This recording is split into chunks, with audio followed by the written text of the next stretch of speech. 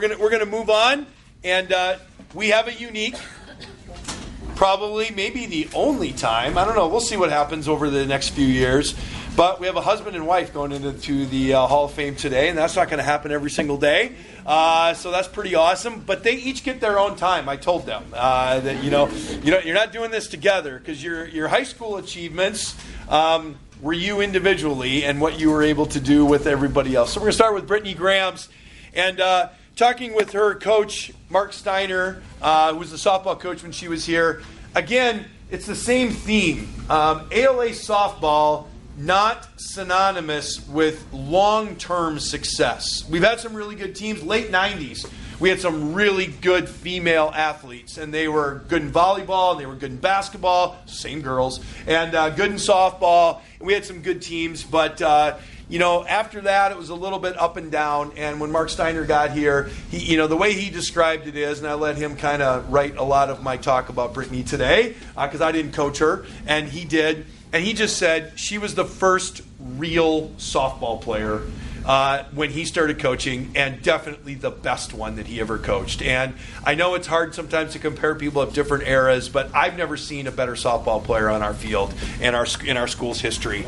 And so I think that says a lot about her. And again, it changed the trajectory of the program. A team that was kind of middling, and maybe sometimes not even middling, right, Mark?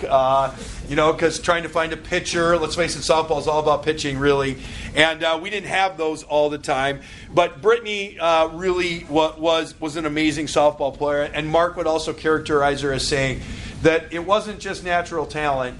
She did have that, but hours and hours and hours spent working on her craft. And her dad, Ken, was an athlete. Her parents both are graduates of our school. I love the symmetry going back and forth, and going on from family to generation.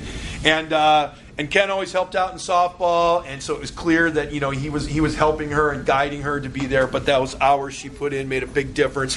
So you can see just kind of some of those career stats.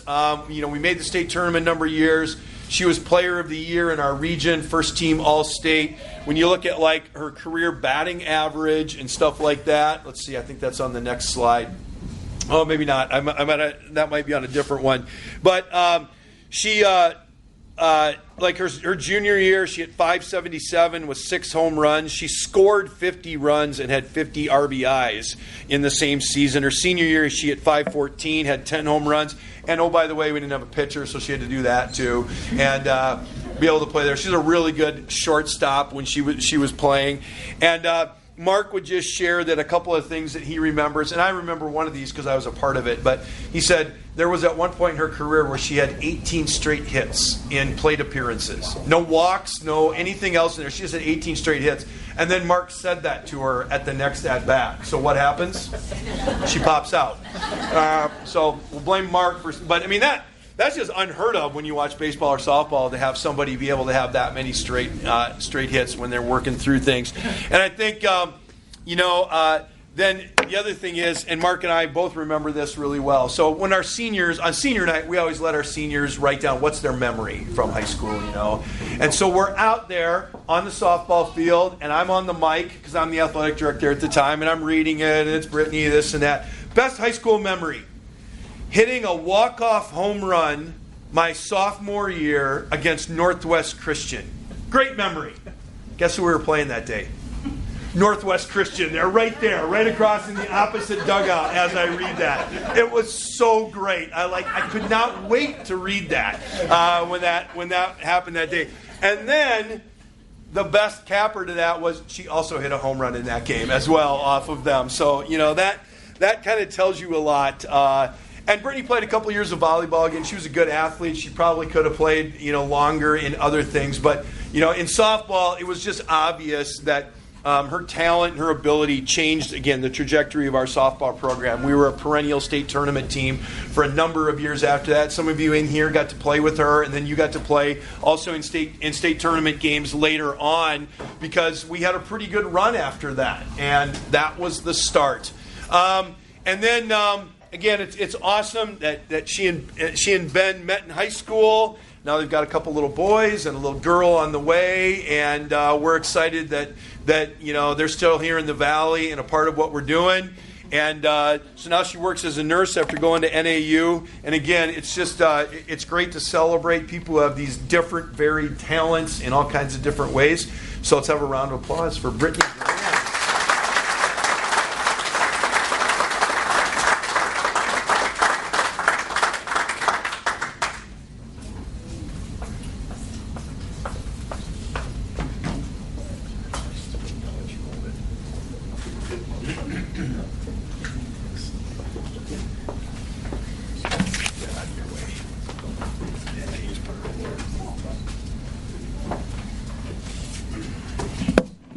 Thank you, Doug. Thank you for putting this on, and thank you for everyone being here today. I'm truly grateful for this nomination. First, I want to thank my coach, Mr. Steiner. It was an honor to be coached by you. I've never met anyone in my life that works harder than you, and I think a lot of us in this room can agree to that. Mark spent countless hours working on the field, creating a space for my teammates and I to be successful. Mr. Steiner's positive attitude and love for the Lord was evident in everything he did on and off the field. I pray my boys and daughter on the way will get to experience a coach, a mentor, a teacher, and Christ follower like Mr. Steiner in their lives. Next, to my parents. Dad, you were always there for a round of batting practice or to hit me pop flies and grounders.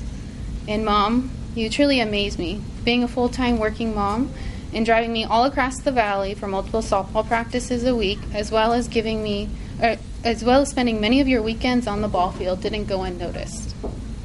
And lastly, I just want to thank Arizona Lutheran, the Hall of Fame community, for putting this on and for all their effort that went into making this possible. So thank you all very much.